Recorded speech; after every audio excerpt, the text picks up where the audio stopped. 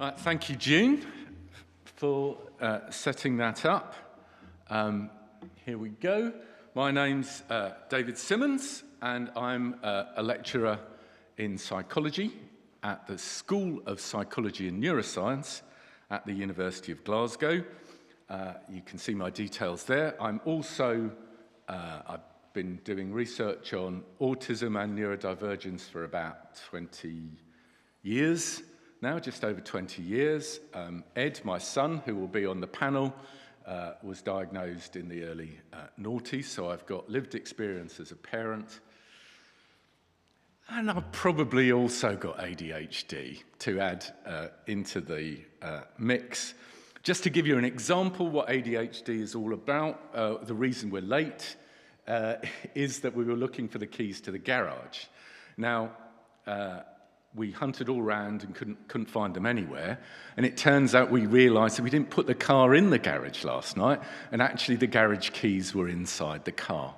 So we spent 10 minutes looking for the garage keys, and they were actually already inside the car. So that's a typical ADHD type experience. Anyhow, I'll mainly talk about ADHD and a little bit about the interaction with autism, because I think we just need to understand what it is to understand how it interacts with autism. So here's my content slide. We'll start with definitions. I'll talk about practical aspects, the link between ADHD and autism, and just a few things about the controversies. As in my previous talk to you about autism, when we say autism, we mean all these different things. ASD, you might have a diagnosis of childhood autism, you might have Asperger's syndrome, depending on when you were diagnosed, even self-identified autistic individuals. There's Simmons rule number 1, is everything to do with autism is controversial. Tonight is the world premiere of Simmons rule number 2. Everything to do with ADHD is also controversial. Okay. So anyway, what is ADHD? It stands for Attention Deficit / Hyperactivity Disorder, ADHD, and it's a neurodevelopmental condition, just like autism, in the sense that it's associated with a neurodivergence or a difference in brain structure and connectivity from the typical brain, or the neuronormative brain, or the non-neurospicy brain, however you want to put it. It was actually first described in the late 1700s, and I learnt this from giving the talk. I mean, it wasn't called ADHD then, but the first initial descriptions, and of course you can imagine how awful the description was in the late 1700s. We think there's a strong genetic component, so it has a heritability of around about 70 to 80%. So there's a large genetic component, but it's not all about genetics. Again, just like autism. But the prevalence, how common it is a lot higher. Estimates range between 2 to 11% of the population, depending on exactly how you define it. Remember, autism is about 1 to 2%, so it's a lot more common than autism.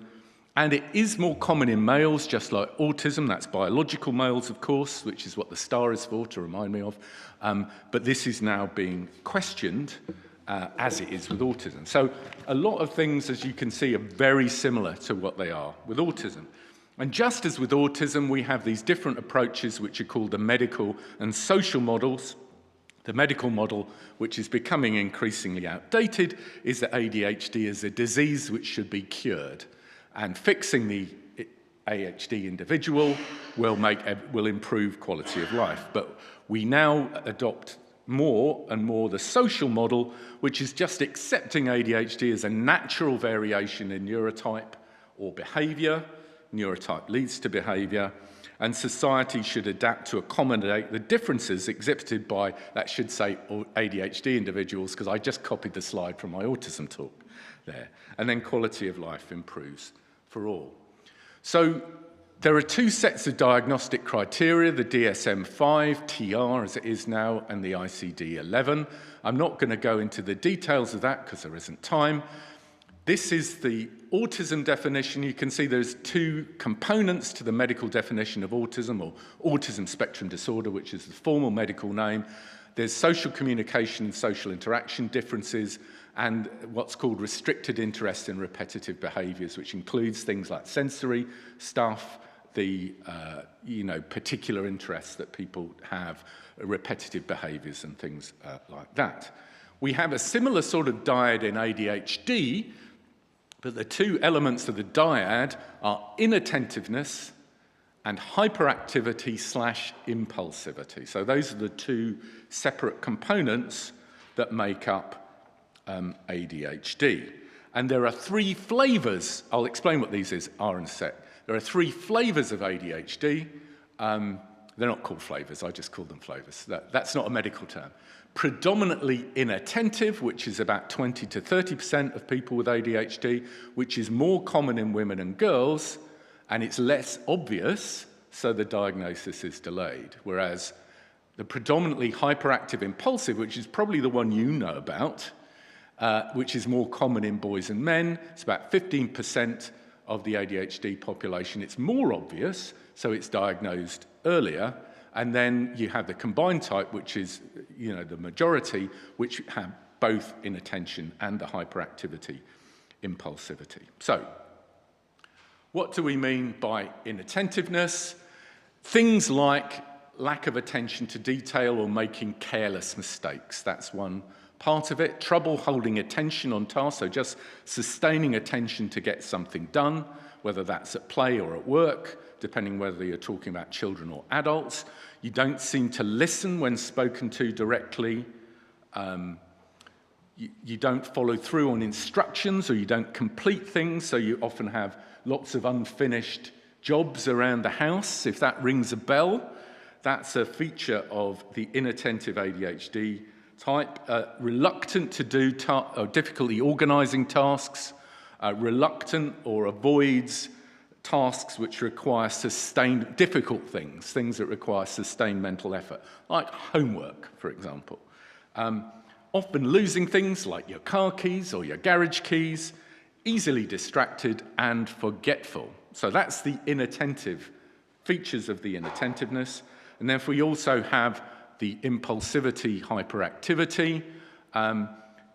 You find that people often fidget with their hands or feet or squirm in their seat, running about, leave seat when staying seated is expected, so no sitting down in the classroom, for example, running about or climbing in inappropriate situations, maybe being noisy when playing or engaging in leisure activities, often on the go, driven by a motor, that sort of thing, talking excessively, blurts out an answer before the question is finished, trouble waiting their turn, often interrupts or intrudes on others. So that's the hyperactivity, impulsivity side of it. There's some additional considerations, which are that the behaviours must be present for more than 6 months for it to be ADHD. They've got to be inappropriate for the developmental level. So children are like that when they're very young, so you can't diagnose ADHD before the age of 4. But the behaviours must be present before the age of 12 in 2 or more settings, and they've got to interfere with daily life in some way for it to be formally diagnosed. It's got to be a problem. And it's not better explained by another mental disorder, again using the medical terminology like anxiety disorder or schizophrenia or other things. The thing to think about with the diagnostic criteria is that, as with autism, they're all behavioural, so there's no objective test. You can't do a blood test or a neurotype test, neuroscience test, or genetic test. Doesn't tell you whether you've got ADHD, so you've got to assess it behaviourally. That makes the diagnosis difficult and subjective, and the way that ADHD presents can change over time, because just as with autism, ADHD has learned to mask their problematic behaviours, and behaviours become internalised with age. So rather than jumping up and running around the room, what you might do is do that inside your head while sitting still. Now, according to the social model, in the social context, there's a move towards describing the features of ADHD as traits rather than signs or symptoms. And the thing is that these traits can be both beneficial or cause challenges. And the balanced view looks at the benefits as well as the challenges. And the challenges can decrease and benefits increase if the environment is supportive. And all of this, of course, is part of the neurodiversity program, which I won't go into what that is. I've presented that before, and we can talk about it later if you like. So what is ADHD in daily life? What does it look like? Well, you might have difficulty at school or work because of distractions from the environment, distractions from intrusive thoughts, you're interrupting conversations when it's inappropriate maybe, and problems maintaining focus on task. With relationships, there's lack of a filter, and this really goes for me. I always get in trouble for this. Can upset friends and partners, okay? Because you say something that maybe you shouldn't have said in the context. And in everyday tasks, forgetting, mislaying things, or difficulty starting or finishing tasks, especially if they're challenging or complex ones. There's a couple of personal accounts here that I downloaded from various websites. For me, ADHD feels like fog, sleepy white fog. It's always there, but occasionally it clears up enough to allow me to watch a movie. This is somebody with quite profound ADHD. The fog makes it difficult to focus on the outside world. I can't focus very long as it requires so much effort. I spend a lot of time in my head and often fail to listen, see, or understand what is important. This next one says my name is Greg. It's not our Greg. This is a different Greg. It's somebody called Greg Boretz. And they're talking about, they're an older person, and talk about how their parents gave them lots of love but were distracted, and that the parents were ADHD as well as themselves. I talked excessively in class, failed to complete homework, and had difficulty staying focused, and was regularly punished for my misbehaviours. In the eyes of my teachers, I was just a problem child. So that's a story from somebody who's about the same age as me. I wasn't a problem child at school, so I was a very good boy. So how does it link in with autism? And I'll move on quickly. I know I can feel June telling me to hurry up. There's a theory of autism called the executive dysfunction theory, and the key idea with this is that autistic children or adults have difficulty with executive function tasks. Executive function are things like planning, organising, short-term memory, multitasking, switching between tasks, and something called perseveration, which is continuing a task until the end. And the evidence for this comes from, there are various things called EF puzzles, executive function puzzles. They're little games that you can play that test your planning ability and test your ability to switch between tasks. A game very like Uno, or another one where you have to move blocks around to change a configuration of blocks from one configuration to another. So there's a whole theory of autism that's based on that. And it turns out that a lot of the features, these executive function features of autism, are similar to those that you find in ADHD. So ADHD is pretty much all about this executive functioning.